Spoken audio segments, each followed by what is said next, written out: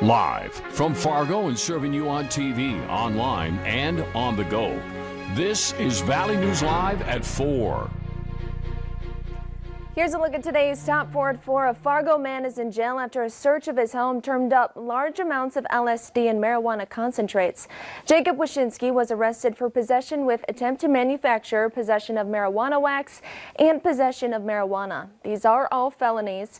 Officers found over 200 hits of LSD, multiple jars and sheets of marijuana wax, hundreds of THC vape cartridges, and a .45 caliber rifle in his home.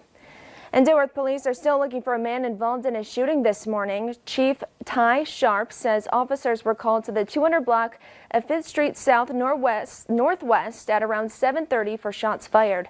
Officers found one man with a gunshot wound in the leg and are now searching for Dennis Hackley. And the North Dakota Department of Health is reporting another high round of COVID-19 cases in the state, with over 400 new cases in Cass County, topping yesterday's record high by a large margin. You can see a more detailed breakdown of the numbers scrolling below, and you can also find them on our website at valleynewslive.com. And Joe Biden is proceeding with the presidential transition process while President Trump continues to contest the results. We'll have the latest on the election coming up.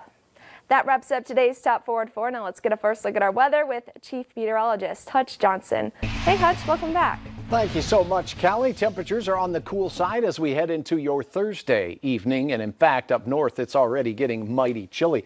We have temperatures in the teens in the Devil's Lake Basin. Those warm to the 20s here in Lakes Country and the Southern Valley.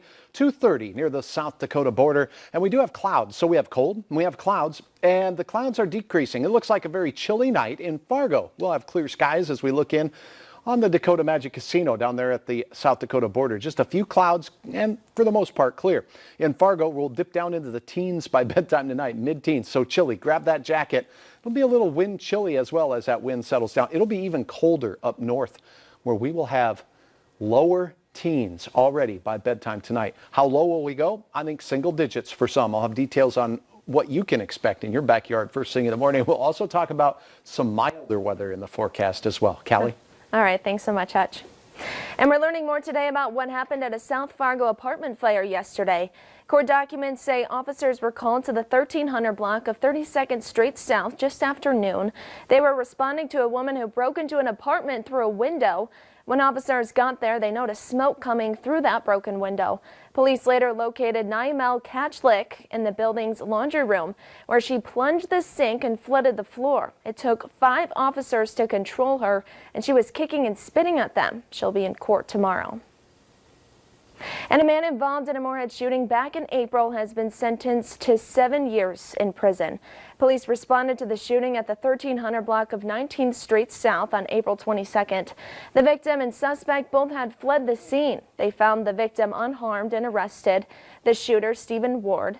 He originally had 6 charges, however, all but 2 felony second-degree assault charges were dropped. And 5 people were detained in a traffic stop in West Fargo this afternoon.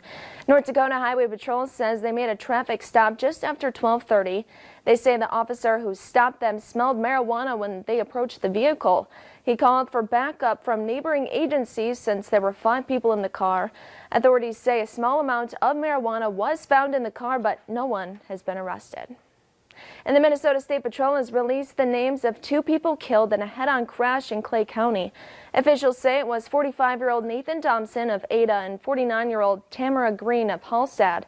Troopers say the crash happened just after 8 last night on Highway 75 near Georgetown, which is about 15 miles north of Moorhead. They say Thompson's pickup crossed the center line and hit Green's SUV. 74-year-old Joanne Johnson, a passenger in the Green's car, was hurt, but she's going to be okay. And a crash on a Minnesota interstate sent smoke and flames billowing into the air this morning. The crash involved 29 vehicles, including a tractor trailer. State troopers say the driver of the truck is okay. 9 others were sent to the hospital.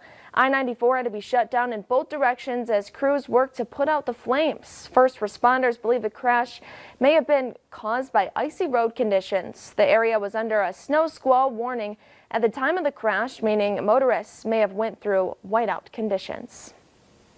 And a massive spike in COVID-19 cases in Minnesota prompted Governor Tim Walz to place new restrictions on gatherings starting tomorrow. Here's how one bar in the state is adapting to these changes.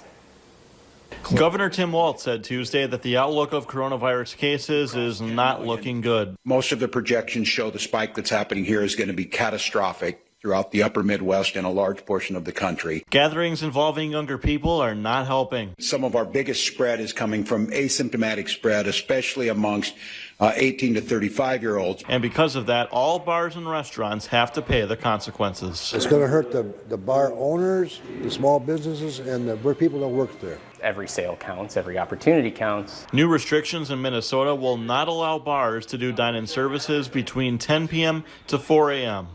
Will have to be more of like a table service as opposed to a bar service, which for a place like this makes no sense in our opinion, because you have people that are facing the bar and only facing one person, the bartender. So it gets a little hard the more strict it gets. Robert Spence, who manages EB's Corner in Winona, says for about half of every week, business at the bar usually picks up after 10 p.m. So it'll hurt, especially where you have like dart and pool leagues. He says the bar has had no positive tests so far. We're lucky. We don't have bartenders that are going to bars all over the place. Spence says there's not much more they can do right now, except figure out a way to get through this. You're expected to pay all your bills. You're expected to pay your loans, your mortgage, your sales tax, and stay open. Customer Marlo Cranky says placing restrictions on bars doesn't solve the whole problem. I understand the COVID thing.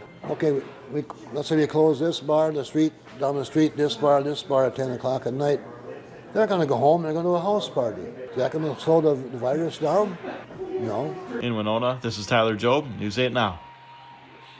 The latest contact tracing data in Minnesota shows that more than 70% of COVID outbreaks from June through November are linked to private school gatherings, weddings, and late-night gatherings at bars and restaurants. And Joe Biden is proceeding with the presidential transition process while President Trump continues to contest the results. We'll have the latest on the election next on Valley News Live at 4. Well, a little less than a heat wave across the northern plains today. Temperatures peaking only in the teens in Rolla, Langdon, and Devil's Lake. We will warm up, but it comes with a little bit of growing pains as well. Speaking of growing pains, this is Grand Forks this morning with a light layer of snow. Your forecast.